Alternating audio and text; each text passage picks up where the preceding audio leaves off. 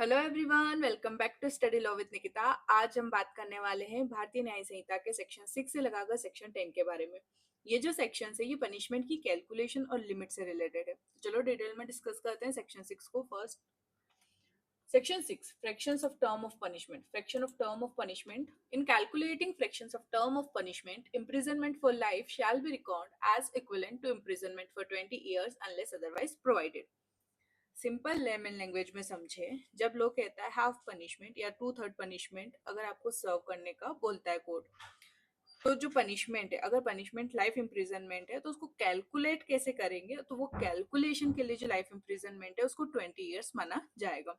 ध्यान रहे, सेक्शन 6 सिर्फ कैलकुलेशन के लिए है। सिंपल लेमन लैंग्वेज में मैंने यहाँ पे लिखा भी है, when the law talks about fractions like half, 1/3 of a punishment term and the punishment involves imprisonment for life, then for calculation purpose that life sentence is treated as if it is equal 20 years unless the law specifically say something different.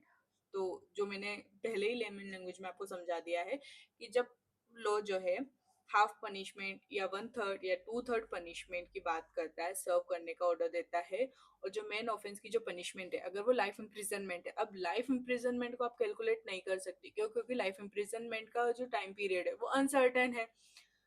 तो अगर court ऐसे cases में कभी कभी क्या होता है कि कोर्ट बोल देता है जो भी इस ऑफेंस का जो मेन पनिशमेंट था उसका 1/3 इसको सर्व करना है जेल में। अब अगर वो ऑफेंस की जो पनिशमेंट थी वो लाइफ इम्प्रिजनमेंट थी, तो अब उसको कैसे कैलकुलेट करेंगे? उस वही बात कर रहा है सेक्शन 6। सेक्शन 6 बोलता है कैलकुलेशन पीरियड के लिए लाइफ इम्प्रिजनमेंट को 20 साल माना जाएगा, अनटिल एंड अनलेस लॉ कुछ और बात भी करता है। ठीक है, तो लाइफ इम्प्रिजनमेंट का मतलब ये नहीं कि 20 ईयर्स ऑफ जेल, ये सिर्फ कैलकुलेशन पीरियड के लिए और कैलकुलेशन के लिए है। अब सेक्शन 6 क्यों मैटर करता है, तो वैसे आप ऑलरेडी समझ चुके हैं, बट मैंने आपके एग्जाम पॉइंट ऑफ व्यू के लिए यहाँ पर ये चीज भी मेंशन करी है कि कोर्ट को परोल के लिए कैलकुलेट रिमिशन और अदर बेनिफिट्स जो फ्रैक्शंस ऑफ सेंटेंस के लिए होते हैं उसको कैलकुलेट करने के लिए कोर्ट को इसकी जरूरत है। बट लाइफ को theoretically means entire remaining life which is uncertain. तो लाइफ को आप ऑब्वियस सी बात है, इम्प्रिजनमेंट फॉर लाइफ मतलब आप जब तक जिंदा है तब तक आप जेल में रहेंगे। ठीक है, आप इसको कैलकुलेट तो नहीं कर सकते, क्यों? क्योंकि अनसर्टेन है, कोई भी 6 साल बाद भी। तो सेक्शन 6 क्या करता है, फिक्स बेंचमार्क क्रिएट कर देता है 20 ईयर्स का कैलकुलेशन के लिए। ठीक है, ताकि जो जजेस और एडमिनिस्ट्रेटर्स हैं वो कंप्यूट कर सके इन फ्रैक्शंस को कंसिस्टेंटली, कोई भी थोड़ी सी भी एम्बिग्विटी ना राइज हो इस चीज में। ओके, सेक्शन 7 क्या बात करता है, sentence may be in certain cases of imprisonment Holi और पार्टली रिग्रेस और simple. In every case in which an offender is punishable with imprisonment, which may be of either description, it shall be competent to the court which sentence such offender to direct in the sentence that such imprisonment shall be wholly rigorous, or that such imprisonment shall be wholly simple, or that any part of such imprisonment shall be rigorous and the rest simple. Simple layman language में समझे, section 7 से बहुत ही simple बात करता है।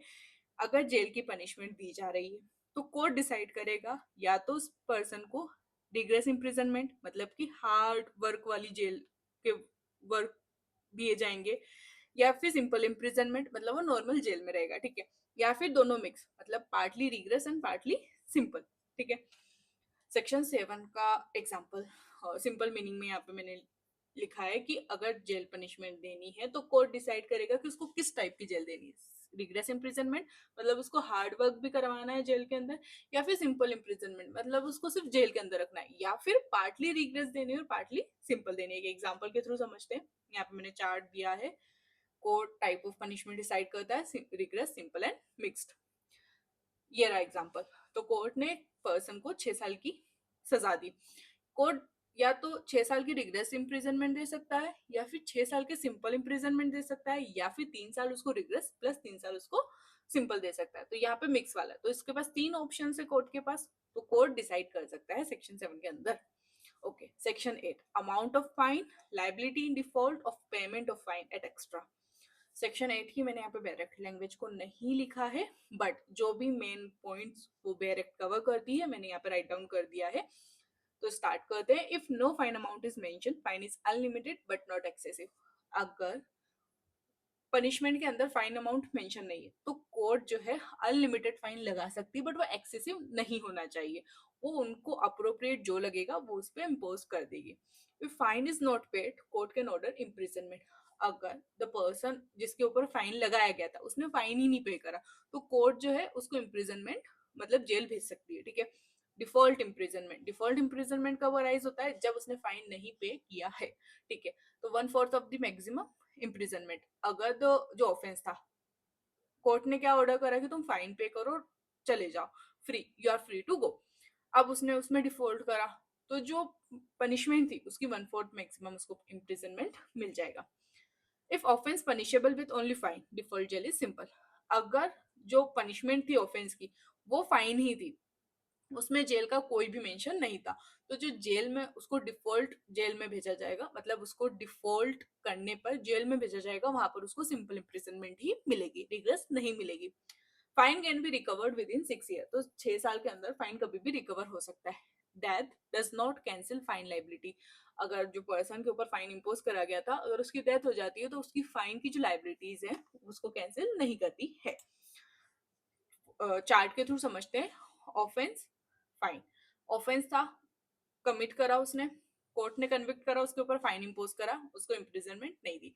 Fine अगर उसने पे कर दिया तो फ्री है, ठीक है। अगर उसने नहीं करा, डिफॉल्ट इम्प्रिजनमेंट मिल जाएगी उस पर्सन को, 1/4 ऑफ द मैक्सिमम जो टर्म उसको सर्व करना था। एक एग्जांपल से समझते हैं। मैक्सिमम पनिशमेंट थी 4 years ऑफ जेल, ठीक है।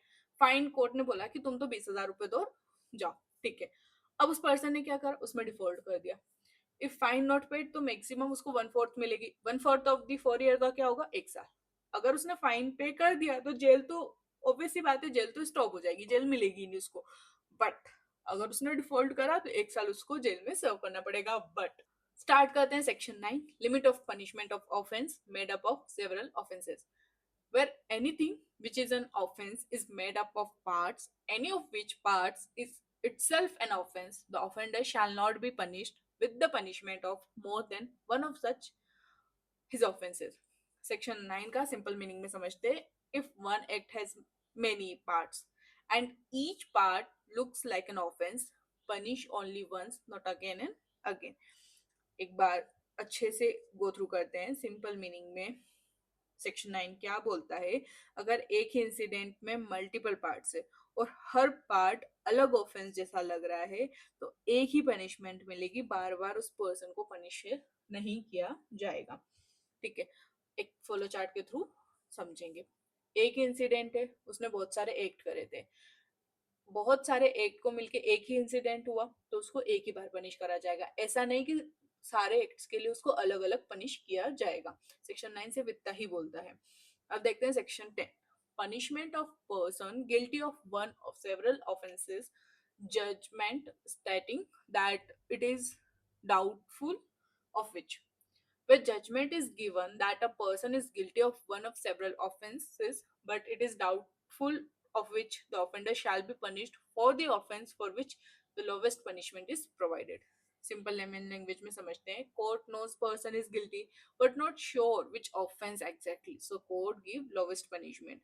Section 10 बहुत ही सिंपल बात बोलता है। कोर्ट को पता है पर्सन गिल्टी है, पर ये डाउट है कि उसने कौन सा ऑफेंस एग्जैक्टली कमिट करा है, ठीक है। तो यहाँ क्या होगा, तो कोर्ट क्या करेगा, यहाँ पे लोवेस्ट पनिशमेंट उसको दे देगा, ठीक है। एक चार्ट के थ्रू इसको समझते हैं। डाउट है कोर्ट को, एक ऑफेंस उसने ऑफेंस ए और ऑफेंस बी। अब कोर्ट को डाउट है उसने ऑफेंस ए कमिट करा है या ऑफेंस बी कमिट करा है। ऑफेंस ए की जो पनिशमेंट रहेगी वो 1 साल है, ऑफेंस बी की जो 3 साल। तो यहाँ पर कोर्ट क्या करेगा, सबसे लोवेस्ट पनिशमेंट देगा। तो लोवेस्ट पनिशमेंट यहाँ पे कौन सी ऑफेंस में दी गई, ऑफेंस ए में दी गई जो कि 1 साल है, तो उसको पनिश करा जाएगा। अगर आपको मेरी वीडियोस पसंद आ रही है या फिर मेरी वीडियोस से रिलेटेड कोई सजेशंस है, तो भी आप मुझे कमेंट्स में बता सकते हैं। और please like share and subscribe to my YouTube channel. Thank you so much.